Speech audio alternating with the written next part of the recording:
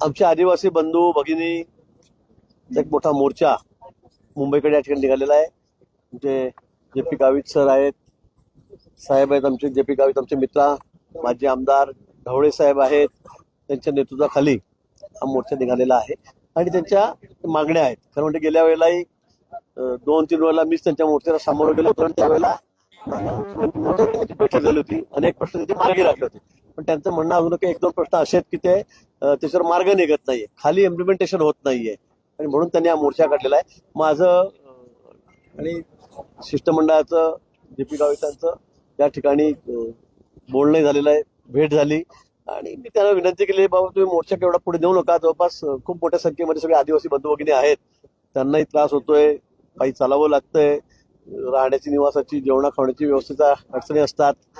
पण त्यांनी सुद्धा हे मान्य केलेलं आहे की आमचे जे प्रश्न सुटले तर आम्हाला काही अडचण नाही. मागच्या वेळी सगळं ठरलेलं होतं, झालं होतं, पण काही प्रश्न असे आहेत की त्याच्या अजून अनुत्तरित आहेत किंवा त्याच्यावर मार्ग निघत नाहीये. मी सांगितलं तुम्ही आम्हाला सांगा. आमचे जिल्हाधिकारी आहेत, आमचे आयुक्त आहेत, त्यांच्याशी बोललेले आहेत. मला वाटतं की प्रश्न लगेच सुटण्यासारखेच आहे आणि म्हणून मी सांगितलं तुमचा मोर्चा नाशिक हद्दीमध्येच थांबवा. उद्या कॅबिनेट आहे, आपले प्रश्न वन खात्याचे आहेत, आपले प्रश्न आदिवासी खात्याचे आहेत, शिक्षण खात्याशी संबंधित आहेत, माझ्या इरिगेशन खात्याशी संबंधित आहेत आणि आपण सगळे त्या ठिकाणी महसूल खात्याशी संबंधित आहेत. आपण उद्या संबंधित खात्याचे मंत्री आणि त्यांचे प्रधान सचिव यापासून आपण बैठक करू आणि सगळे प्रश्न त्या ठिकाणी मार्गी लावू म्हणून त्यांनी ते मान्य केलेलं आहे. उद्या त्यांचं शिष्टमंडळ हे मुंबईला येईल. कॅबिनेट झाल्यावर आमची त्या ठिकाणी बैठक होईल आणि बैठकीनंतर मला वाटतं सगळ्या प्रश्नावर मार्ग निघेल आणि याचा उद्या मुख्यमंत्री महोदय सुद्धा मुंबईमध्ये आहेत.